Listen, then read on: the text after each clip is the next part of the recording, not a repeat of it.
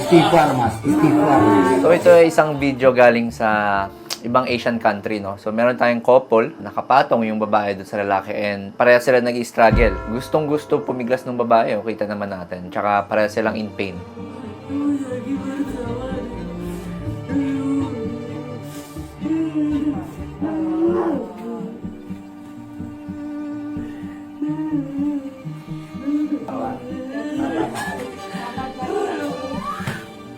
So, di ko maintindihan kasi yung language. Di ko alam kung anong plano nila gawin dito sa couple na to. Pero I think, syempre, napansin na yan, humingi na sila ng tulong. Kaya dito na yung mga nagre-responding mga tao sa kanila.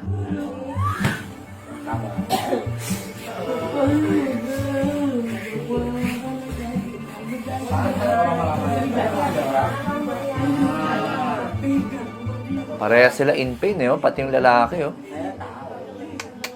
Wow, naman. Comment section and sa caption ng video na to sa Facebook. Ang couple daw na to ay sila ay nagsasama, nagsisiping, and then nagkaroon ng gantong incident na kung saan suddenly in pain sila parehas during pagsisiping. Pina-assume natin na nangyari to habang sila ay nagkakaroon ng pagtatalik.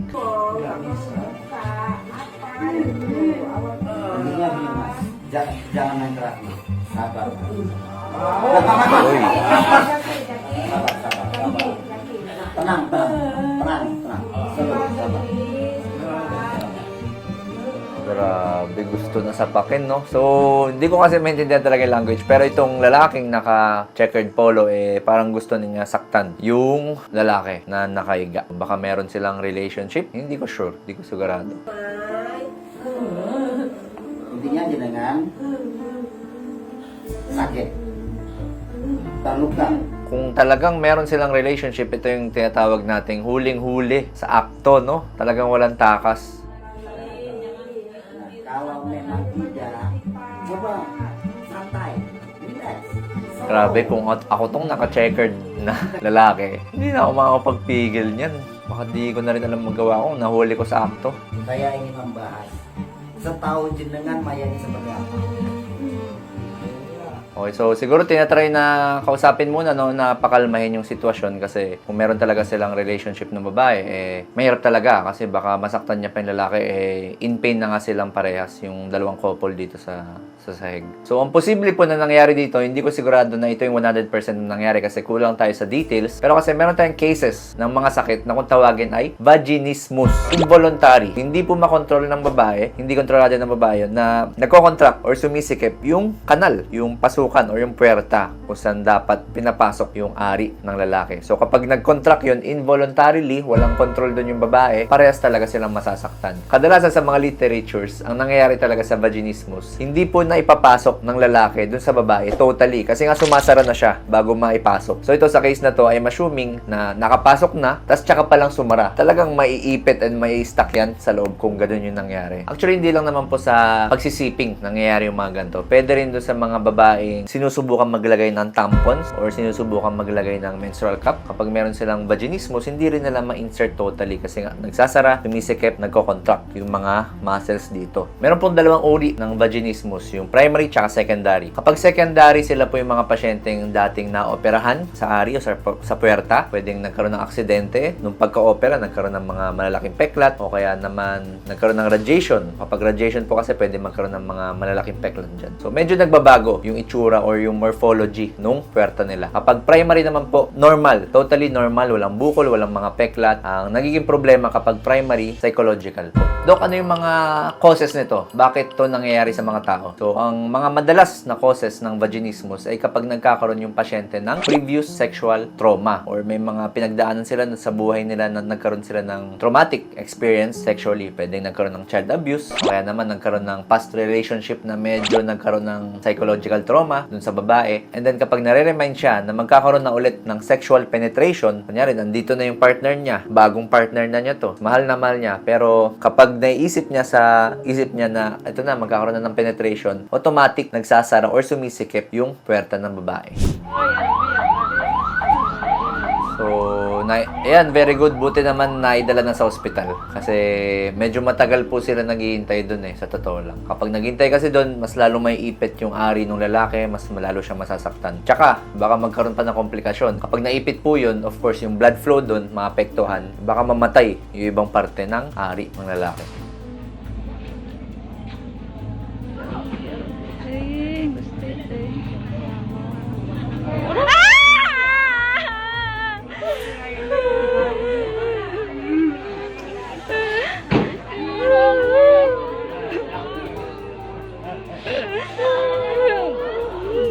So, buhat-buhat sila na magkasama, no? Papunta dun sa emergency room siguro. Hindi talaga may paghiwalay.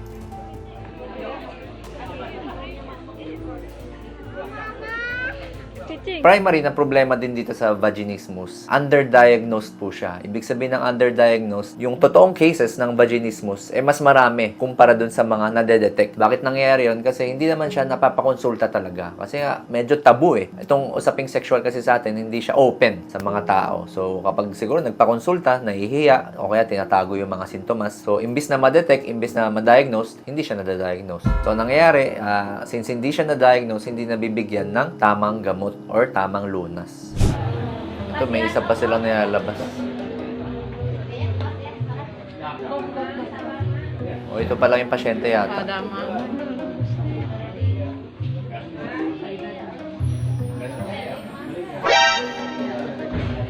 Ba't nakatakip? Iba na yata ito. Nilabat ito to. Dok, ano po yung mga gamutan sa vaginismus? Again, since meron po itong psychiatric na component, maganda po kung nagpapakonsulta tayo both sa OB tsaka sa mga psychiatrist natin. Pwede tayo resetahan ng mga gamot, kakausapin tayo tungkol sa mga behavior natin. May mga babaguhin pong behavior kasi dyan tinatawag natin cognitive behavioral therapy. So, yung response natin sa pakikipagsiping, makokorek siya. Imbis na nagkakaroon tayo ng anxiety tsaka fear sa pagpasok ni Mr., makokorek siya and magiging tama yung ating response sa pagsisiping. Also, meron po tayong mga exercises dyan. Hindi lang sa katawan, sa chest, sa legs, meron tayong exercises pati sa puwerta. So, yung tinatawag nating Kegel exercises. Hindi po gigil Kegel. Ang ginagawa po niyan ay pinapalakas po yung pelvic floor muscles natin. Yung pelvic floor kasi yan yung naghahawak. Diyan po nakalagay yung mattress, yung puwerta, and part po ng mga puwetan ng mga kababaihan. So, kapag strong po yan, hindi siya basta-basta magkocontract na mag-isa at maiwasan din po natin yung mga ibang karamdaman tulad ng buwa. So, para gawin po yan, isipin natin kapag nagpipigil tayo ng ihi. Diba? Kapag nagpipigil ng ihi, para nating dinidiinan yung dito sa may puson or dito sa may puwetan natin. Yan. Kapag dinidiinan nyo po yan, na-exercise po yung pelvic floor. Maganda po kung gagawin nyo to na empty or hindi kayo naihi. Wala pong laman yung pantog nyo. So, gawin nyo po to every day. For 3 seconds, i-hold nyo po or pigain nyo po. Gawin nyo po yung Kegel exercise. So, patagalin nyo po yan ng 3 seconds. So, piga.